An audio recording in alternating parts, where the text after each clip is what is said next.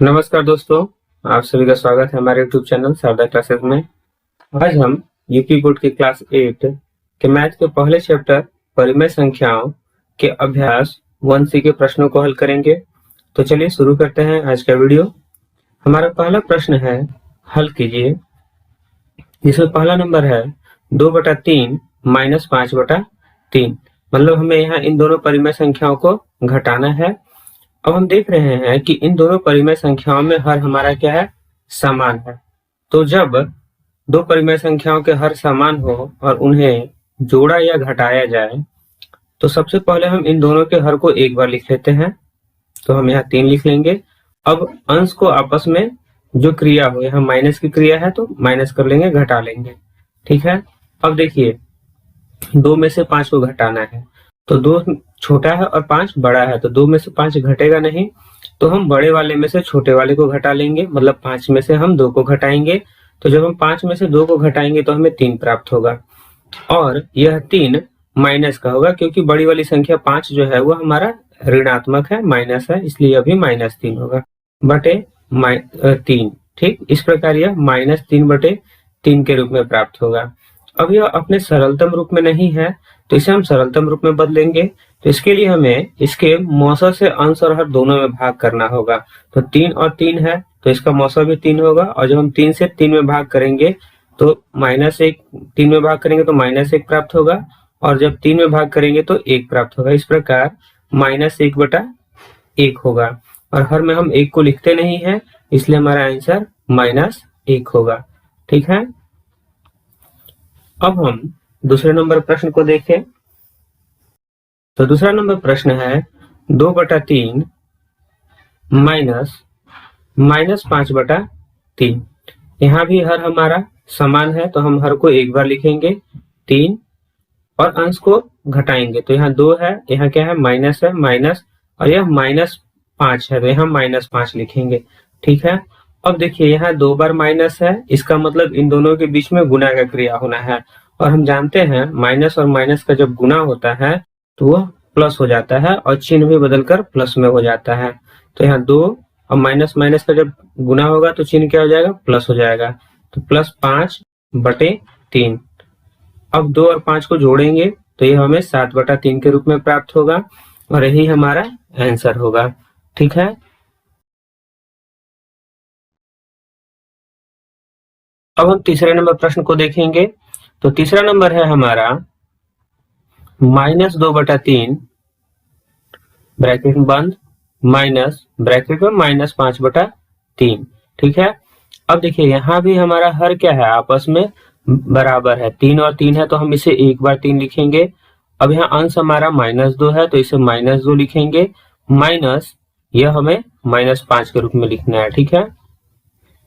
अब देखिए यहाँ माइनस और यहाँ भी माइनस, तो जैसा कि हमने दूसरे नंबर प्रश्न में जब माइनस और माइनस का गुणा किया था तो हमें क्या प्राप्त हुआ था, प्लस के रूप में प्राप्त हुआ था। तो हम यहाँ लिखेंगे +5/3। ठीक है। अब देखिए यह प्लस है और यह माइनस है, तो जब प्लस और माइनस की क्रिया की जाती है तो प्लस माइनस माइनस होता है, मतलब हम उसे घटाते हैं।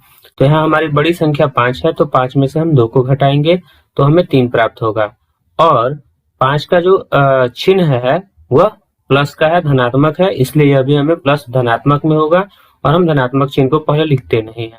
तो इस प्रकार यह हमें 3/3 के रूप में प्राप्त होगा।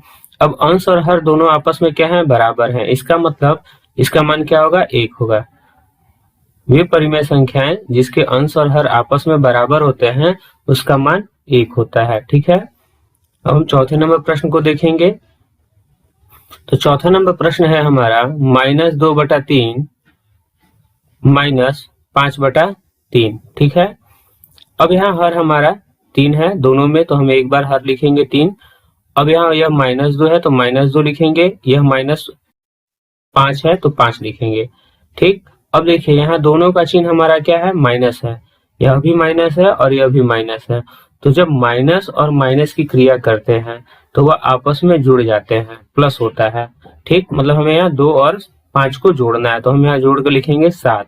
अब देखिए जब हमने इन माइनस वाले को जोड़ तो लिया परंतु इसका जो चिन्ह होगा वह माइनस का ही होगा। तो यह 2 बार माइनस है, इसके लिए हम इन दोनों को जोड़ लेंगे, परंतु चिन्ह हमारा क्या होगा, माइनस होगा। इस प्रकार ये हमें -7/3 के रूप में प्राप्त होगा और यही हमारा आंसर होगा। ठीक है, अब हम क्वेश्चन नंबर 2 को देखेंगे। क्वेश्चन नंबर 2 है, निम्नांकित को संख्या रेखा की सहायता से सरल करके परिमेय संख्याएं प्राप्त कीजिए। मतलब हमें यहाँ 2 प्रश्न दिए गए हैं और इन्हें हमें संख्या रेखा पर दर्शाना है। तो किसी भी परिमेय संख्याओं के जोड़ या घटाने की क्रिया को संख्या रेखा पर दर्शाने के लिए सबसे पहले हमें उनके हर को बराबर करना होता है। तो देखिए यहाँ हर हमारा दोनों का बराबर है। तो पहला नंबर प्रश्न है 3/7 -8/7। तो यहाँ दोनों का हर बराबर है, तो हम एक संख्या रेखा ले लेते हैं। तो देखिए हमने एक संख्या रेखा ले लिया, इसके बीच में हमने एक बिंदु रखा 0। ठीक है, अब इससे समान दूरी पर देखिए हमारा हर यहाँ 7 है, तो हम 7 दूरी बाद एक संख्या लेंगे। जैसे यहाँ 1 2 3 4 5 6 7। तो यह जो 7 है वो हमारा 1 होगा। इसके बाद 1 2 3 और ये इसी तरह आगे बढ़ते हुए जो 8वां आगे 7 बिंदु होगा वो हमारा 2 का मान होगा। ठीक है, इसी प्रकार हम इस तरफ चलेंगे तो इस तरफ हमारा क्या होगा, ऋणात्मक संख्या होगी। ठीक है, तो 1 2 3 4 5 6 7, तो ये हमारा क्या होगा, -1 होगा। ठीक है,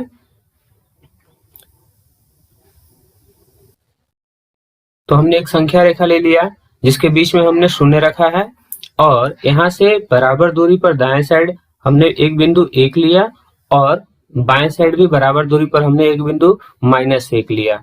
अब 0 से 1 के बीच की दूरी को हमने 7 भागों में बांटा है। क्यों? क्योंकि हर हमारा 7 है। ठीक है, इसी प्रकार 0 से -1 के बीच की दूरी को भी हमने 7 भागों में बांटा है।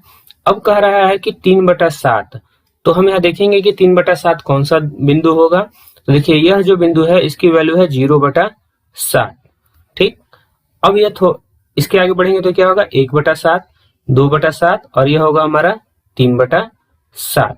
इसी तरह यह जो बिंदु होगा वह 7/7 होगा, क्योंकि यह जो 1 है इसके अंश और हर में हम 7 का गुना कर देंगे तो उसका मान क्या हो जाएगा, 7/7 हो जाएगा।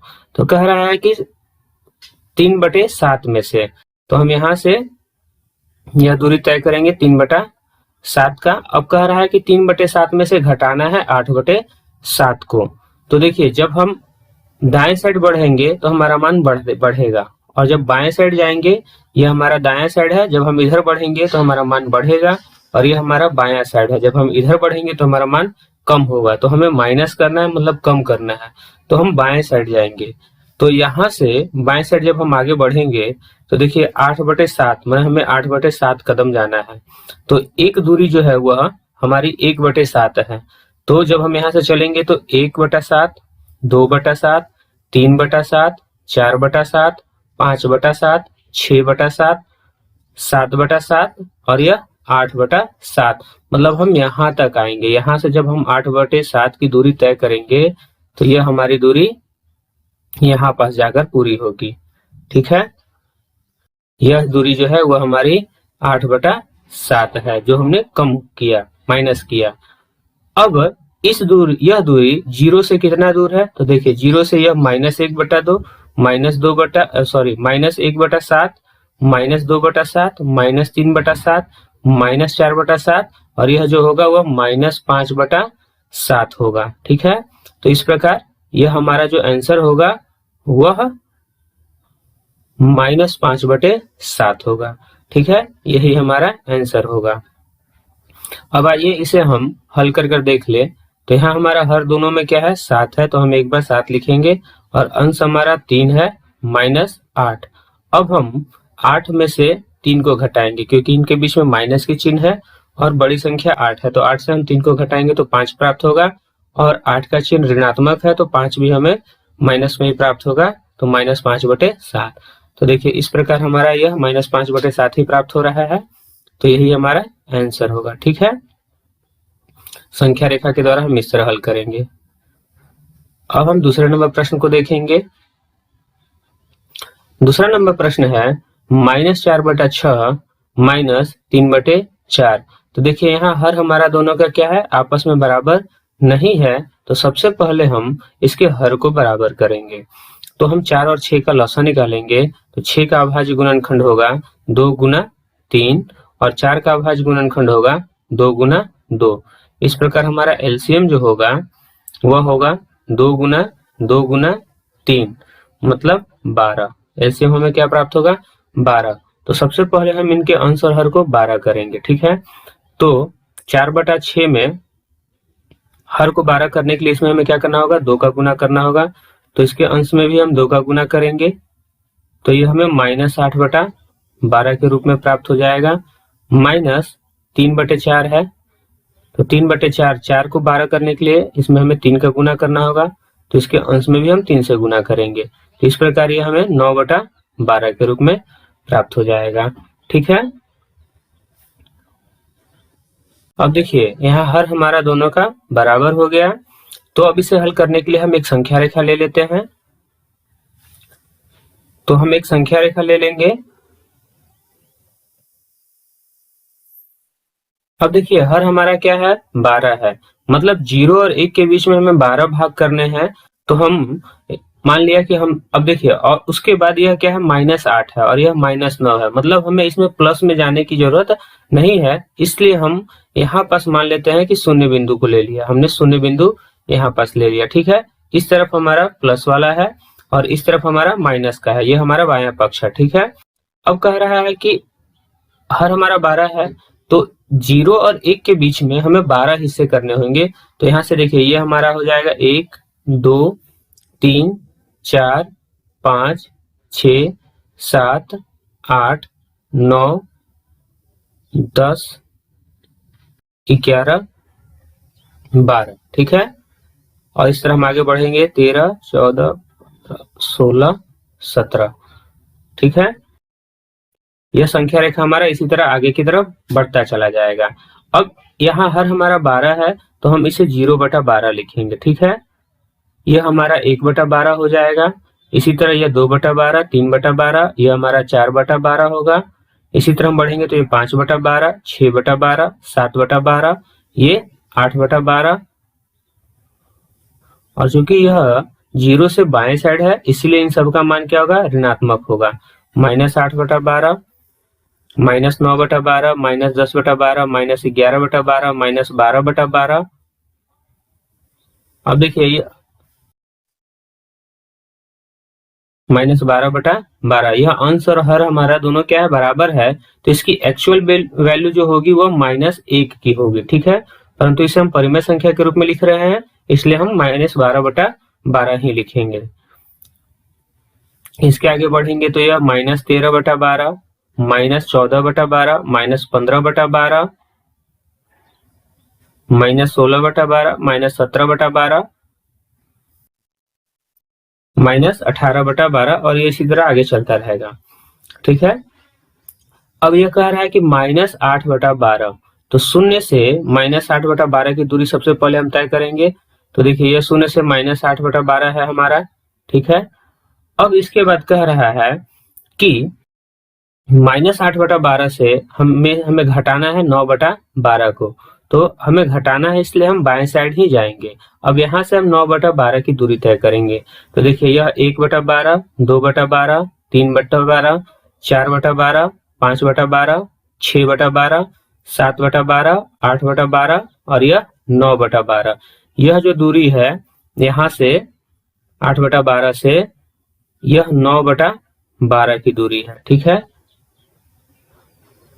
यह हमारा -8/12 है और यहां से यह जो कर्व बना है यह -9/12 है, ठीक है। इस प्रकार अब देखिए यह शून्य से कितना दूर हो गया, तो यह शून्य से 17/12 हो गया। तो हमारा आंसर जो होगा वह यह होगा, ठीक है।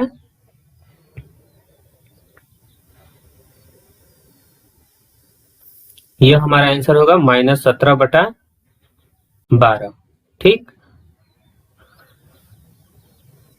अब हम इसे हल कर भी देख ले। तो यहाँ हमारा हर दोनों में 12 है, बराबर है, तो हम इसे एक बार 12 लिखेंगे, ठीक है।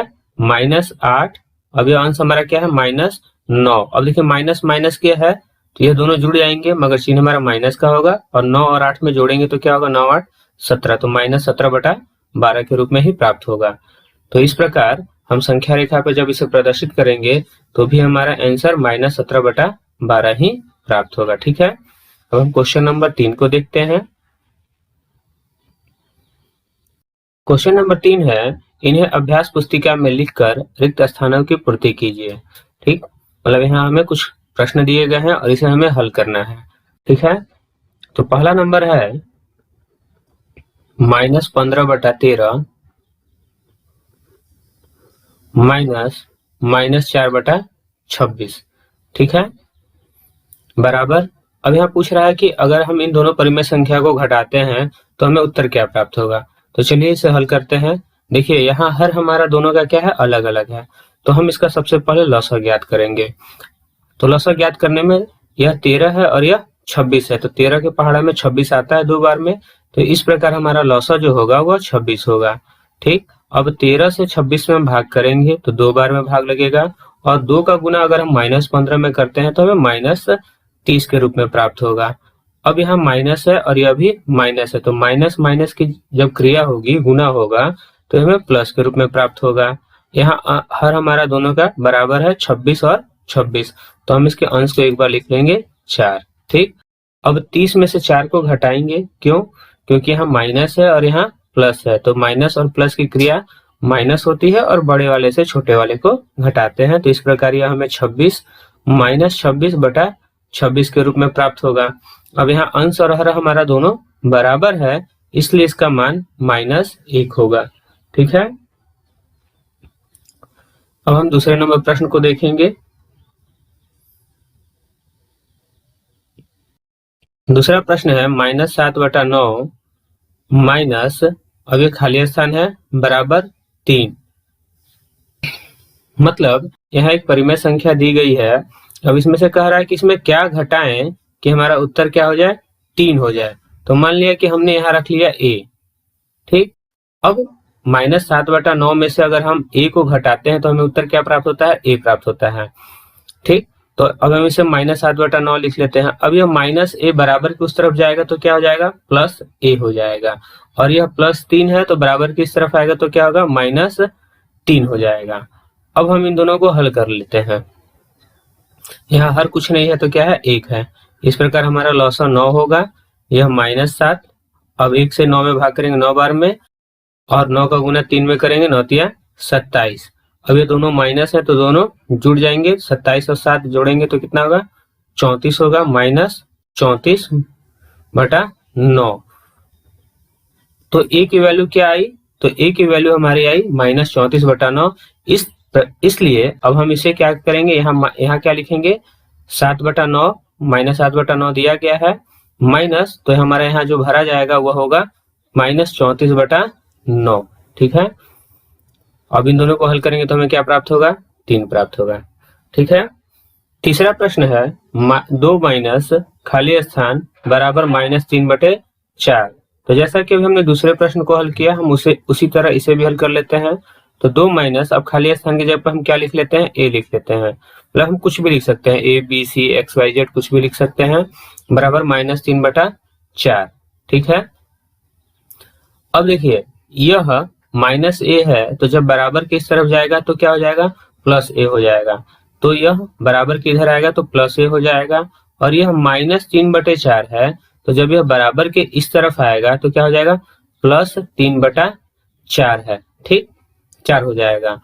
अब देखिए यहाँ हर हमारा क्या हो जाएगा, 4 हो जाएगा, यहाँ कुछ नहीं है तो मतलब हम इसे अंश, हर को अंश में गुना कर देना है, 4 दूनी 8 + 3 बराबर a, ठीक है, या 8 3 11/4 बराबर a। मतलब हमें a की वैल्यू क्या प्राप्त हुई, 11/4। तो यहाँ इस खाली स्थान में हमें क्या भरना है, 11/4 भरना है, ठीक है, यही हमारा आंसर होगा, ठीक है। अब हम क्वेश्चन नंबर 4 को देख ले। तो क्वेश्चन नंबर 4 है खाली स्थान -2/3 बराबर 5/-6। तो फिर हम यहाँ भी इसे a मान लेते हैं। ठीक, अब a बराबर, अब यह माइनस है तो इस पूरे पद को जब हम बराबर के उस तरफ लेकर जाएंगे तो क्या हो जाएगा, प्लस हो जाएगा। यह 5/6 है, -6। अब यह माइनस है तो बराबर के उस तरफ जाएगा तो क्या हो जाएगा, प्लस -2/3। अब यहाँ हर हमारा माइनस में है तो इस हर को सबसे पहले हमें क्या करना होगा, प्लस करना होगा। तो यह -5/6 हो जाएगा प्लस -2/3 या a बराबर, अब हम इसका लॉसा निकालेंगे तो लॉसा हमें 6 के रूप में प्राप्त होगा। 6 से 6 को भाग करेंगे एक बार में और यह -5 होगा।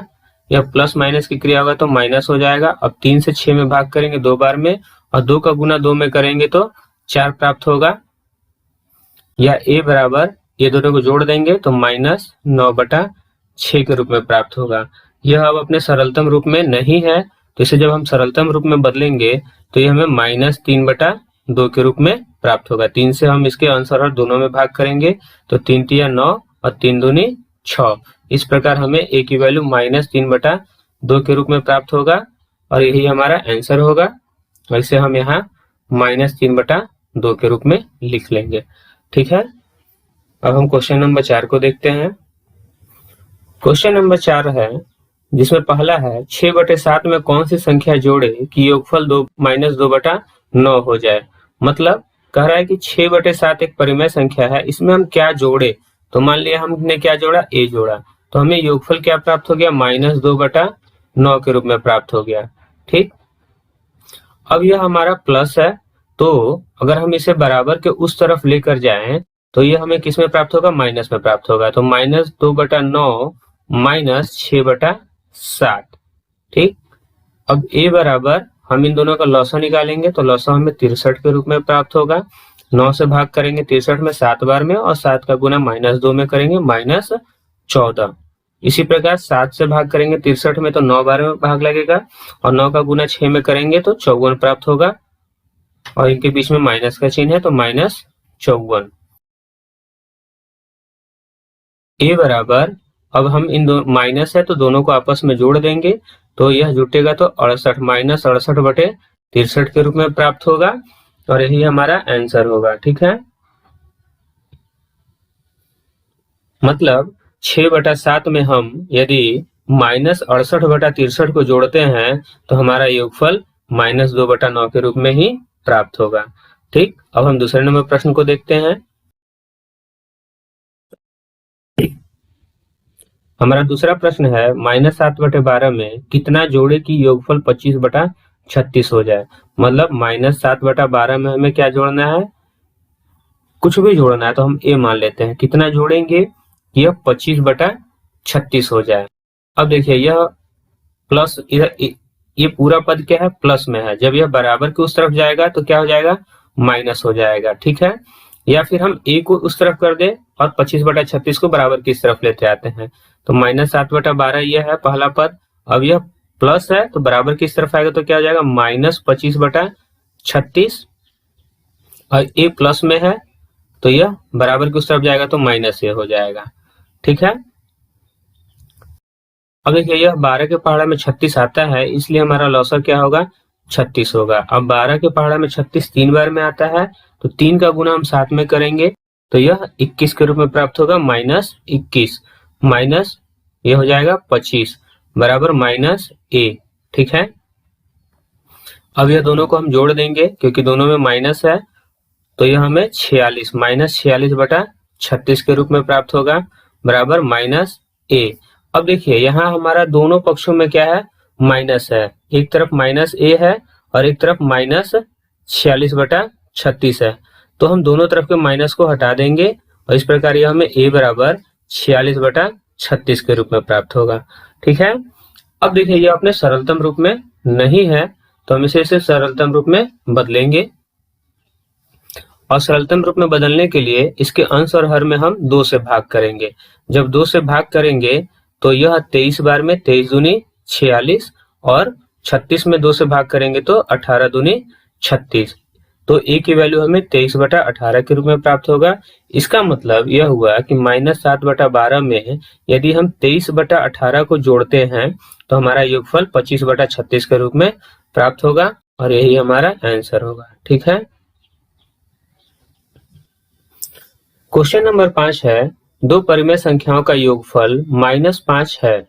यदि इनमें से एक संख्या -16/7 हो तो दूसरी संख्या ज्ञात कीजिए। मतलब कह रहा है कि दो परिमेय संख्या है, तो मान लिया कि पहली परिमेय संख्या a है और दूसरी परिमेय संख्या b है। यदि इनको हम जोड़ते हैं तो हमें उत्तर क्या प्राप्त होता है? -5 प्राप्त होता है। ठीक है। अब कह रहा है कि इसमें से एक संख्या -16/7 है। ठीक है, तो हम a को -16/7 रख लेते हैं।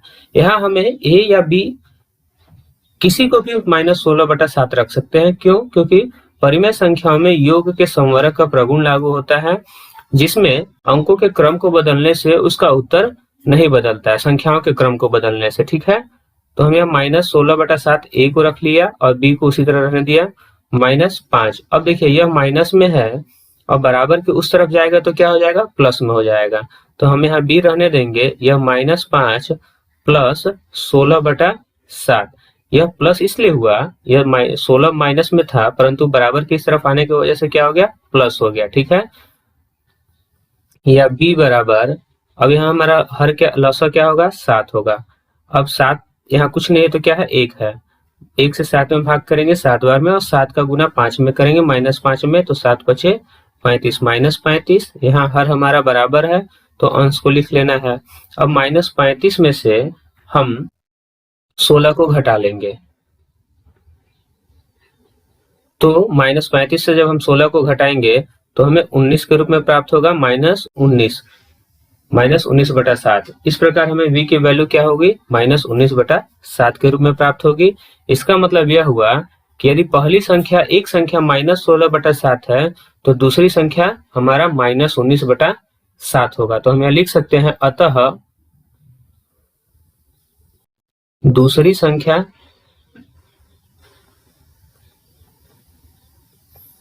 बराबर -19/7 और यही हमारा आंसर होगा। ठीक है, अब हम क्वेश्चन नंबर 6 को देखेंगे। क्वेश्चन नंबर 6 हमें सरल करना है, जिसमें दो प्रश्न दिए गए हैं। पहला है 1/6 प्लस -2/5 माइनस -2/15। तो हम इन तीनों पदों की क्रिया एक ही साथ कर लेते हैं। इसके लिए हमें 6, 5 और 15 का लॉसा ज्ञात करना होगा। तो जैसे यहाँ 5 और 15 में हमारा लॉसा 15 होगा। क्यों? क्योंकि 5 के पहाड़े में 15 आता है। तो अब हम यहाँ 6 और 15 का लॉसा निकाल लें तो हमें इन तीनों का लॉसा ज्ञात हो जाएगा। अब 6 के पहाड़ा में, 6 का अगर हम पहाड़ा देखें तो 6 पचे 30 होता है। ठीक, 6 कम 6, 6 दूनी 12, 6 तिया 18, 6 चौके 24, 6 पचे 30। और 15 के पहाड़ा में देखें तो 15 कम 15, 15 दूनी 30। तो 30 दोनों के पहाड़ा में सबसे पहले मिल रहा है, तो हमारा एलसीएम क्या हो जाएगा? 30 हो जाएगा। ठीक है, तो इस प्रकार हमारा एलसीएम 30 होगा। अब देखिए 6 के पहाड़ा में 5 बार में, 5 के पहाड़ा में 6 बार में और 15 के पहाड़ा में 2 बार में, तो यह तीनों के पहाड़ा में आ रहा है, इसलिए हमारा यह लॉसा 30 ही होगा। अब 6 के पहाड़ा में 30 5 बार में आता है। अब 5 का गुना हम 1 में करेंगे तो 5 प्राप्त होगा। यह प्लस है और यहाँ माइनस है, तो पहले चलिए इसे हम ब्रैकेट में ही लिखते हैं। 5 से भाग करेंगे 30 में 6 बार में और 6 से गुना करेंगे 2 में, तो 6 दूनी 12 -12 माइनस 15 से भाग करेंगे 2 बार में और 2 का गुना 2 में करेंगे तो -4। 5, अब ये प्लस है और माइनस है, तो प्लस माइनस का गुना होगा तो माइनस हो जाएगा -12, माइनस और माइनस का गुना होगा तो हो जाएगा +4/30। अब यहाँ हम प्लस वाले को जोड़ लेंगे। यह +4 है और 5 भी क्या है? प्लस में है, तो इसे जोड़ेंगे तो यह हमें 9 - 12 के रूप में प्राप्त होगा बटे 30। अब 12 में से हम 9 को घटाएंगे तो यह हमें -3/30 के रूप में प्राप्त होगा। ठीक है, अब यह अपने सरलतम रूप में नहीं है। सरलतम रूप में बदलने के लिए इसके अंश और हर में हमें इसके मौसा से भाग करना होगा, जो कि हमारा 3 है। तो 3 से भाग करेंगे -3 में तो -1 प्राप्त होगा और 30 में भाग करेंगे तो 10 प्राप्त होगा। इस प्रकार हमारा आंसर -1/10 होगा। ठीक है, अब हम क्वेश्चन नंबर 2 को देखते हैं। क्वेश्चन नंबर 2 है 3/8 माइनस -2/3 प्लस -5/36। ठीक है, तो हम यहाँ 8, 3 और 36 का लसा ज्ञात करेंगे। तो देखिए 3 के पहाड़ा में 36 आता है, 12 तिया 36, और 8 के पहाड़ा में 8 चौके 32, 36 नहीं आता है। ठीक है, तो पहले हम इसका लसा ही निकाल लेते हैं। 8, 3 और 36। सबसे पहले 2 से भाग करेंगे, 2 चौके 8, 3 में भाग नहीं लगेगा। फिर 18 दूनी 36, फिर 2 से भाग करेंगे, 2 दूनी 4, 3 में भाग नहीं लगेगा। फिर 9 दूनी 18, फिर 3 से भाग कर लेते हैं, 2 में भाग नहीं लगेगा, 3 में एक बार में, और 3 तिया 9। अब देखिए हमें ये सभी अभाज्य संख्या है, 2, 2, 3, 2 और 3। इस प्रकार हमारा लसा 2 दूनी 4, 4 तिया 12, 12 दूनी 24, 24 दूनी 48, 24 तिया 72 में लसा क्या प्राप्त होगा? 72 प्राप्त होगा। तो हम इनका लसा 72 लिख लेंगे। अब 8 से 72 में भाग करेंगे 9 बार में, 9 का गुना 3 में करेंगे, 9 तिया 27 माइनस, अब 3 से भाग करेंगे 72 में 24 बार में, और 24 का गुना 2 में करेंगे -48 प्लस, अब 36 से भाग करेंगे 72 में 2 बार में, और 2 का गुना -5 में करेंगे तो -10। अब इसे 27, अब देखिए ये माइनस और ये भी माइनस है तो माइनस माइनस प्लस 48, और यह प्लस है, ये माइनस है तो प्लस माइनस -10/72। अब हम इन दोनों को जोड़ लेंगे। 8 7 15 के 5 हासिल, 1 4 2 6 1 7, 75 माइनस 10/72। अब 75 में से 10 घटाएंगे तो हमें 65 प्राप्त होगा, और यह 65/72 के रूप में प्राप्त होगा। यही हमारा आंसर होगा। ठीक है, अब हम क्वेश्चन नंबर 7 को देख लेते हैं। 7वां प्रश्न है, निम्नलिखित में से कौन कौन से कथन सत्य हैं? यहाँ हमें कुछ कथन दिए गए हैं और इसमें से पूछ रहा है कौन से कथन सत्य है।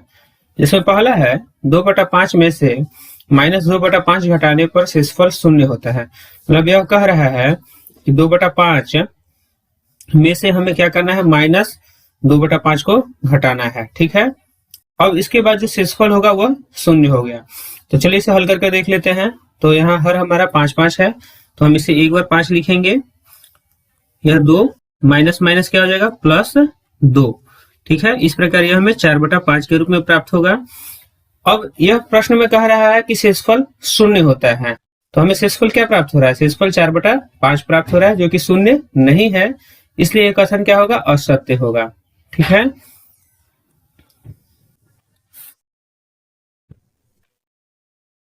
दूसरा प्रश्न है -2/7 माइनस 3/7 बराबर -3/7 माइनस 2/7। मतलब यहाँ दोनों परिमेय संख्याओं के क्रम को उल्टा कर दिया गया है।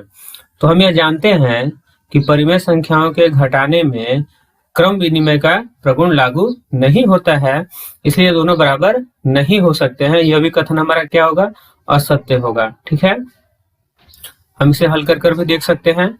जैसे हमारा बायां पक्ष है -2/7 माइनस 3/7। ठीक है, जब इसे हम हल करेंगे तो यह हमें हर हमारा 7 हो जाएगा, -2 -3, और यह हमें -5/7 के रूप में प्राप्त होगा। इसी प्रकार जब हम दाएं पक्ष को हल करेंगे तो -3/7 माइनस -2/7 है, तो हमारा हर क्या हो जाएगा, लसा 7 हो जाएगा, -3, और यह माइनस माइनस क्या हो जाएगा, +2। अब -3 में से 2 को घटाएंगे तो यह -1/7 के रूप में प्राप्त होगा। इस प्रकार ये हमारे दोनों पक्ष क्या है, बराबर नहीं है, और यहाँ कह रहा है कि दोनों पक्ष क्या है, बराबर है, इसलिए यह असत्य होगा। ठीक है, तीसरा नंबर है -3/4 माइनस -7/4 बड़ा होगा 1/4 से। तो चलिए पहले इसे हल कर लेते हैं। -3/4 है, इसमें से हमें माइनस करना है -7/4, 4 को। ठीक, तो यहाँ हमारा हर दोनों का समान है, तो हम इसे एक बार लिख लेंगे 4। यह -3 है। अब यह माइनस माइनस क्या हो जाएगा, प्लस हो जाएगा, +7, और यह हमें 4/4 के रूप में प्राप्त होगा। अब यह अंश और हर दोनों बराबर है, तो इसका मान क्या हो जाएगा, 1 हो जाएगा। अब यह कह रहा है कि यह जो है वह 1/4 से बड़ा है। तो देखिए यह 1/4 से बड़ा है, क्यों? क्योंकि इसकी वैल्यू जो 4/4 है और यह 1/4 है, हर दोनों का बराबर है, और अंश यहाँ 4 है, यहाँ 1 है, तो जो अंश बड़ा होता है वह भिन्न भी बड़ी होती है, तो यह हमारा बड़ा हो जाएगा। इसी प्रकार यहाँ भी यह एक बड़ा होगा। तो यह कथन हमारा सत्य है। अब हम चौथे नंबर प्रश्न को देखते हैं। चौथा नंबर प्रश्न है, -5 से बड़ा है -12/7 -8/7, मतलब यह जो पद है यह -5 से बड़ा है। तो चलिए इसे पहले हल कर लेते हैं। -12/7 -8/7, अब यहाँ दोनों का हर क्या है, अलग अलग है, और सॉरी 1 है, 7, तो यह हमारा लॉसा 7 हो जाएगा। यह -12 और ये क्या है, 8 है, तो -8। ठीक, अब यह हमें -20 के रूप में प्राप्त होगा, -20/7 के रूप में प्राप्त होगा। अब यह कह रहा है कि -20/7 जो है वह बड़ा है किससे, -5 से यह क्या है, -20/7 बड़ा है। ठीक, अब देखिए यहाँ जब हम इन दोनों परिमेय संख्याओं की तुलना करेंगे तो सबसे पहले हम इनके हर को बराबर करेंगे। ठीक है, अब यहाँ हर हमारा 7 है और यहाँ हर हमारा कुछ नहीं है, तो इसे हम 7 बनाएंगे। इसके लिए हमें 1 में 7 को गुना करना होगा और यहाँ भी अंश में हमें 7 को गुना करना होगा। इस प्रकार यह हमें -35/7 के रूप में प्राप्त होगा, और यह -20/7 है। ठीक, अब देखिए हर दोनों के बराबर हो गए, तो अब हम इसके अंश की तुलना करेंगे। यहाँ अंश हमारा -35 है और यह -20 है।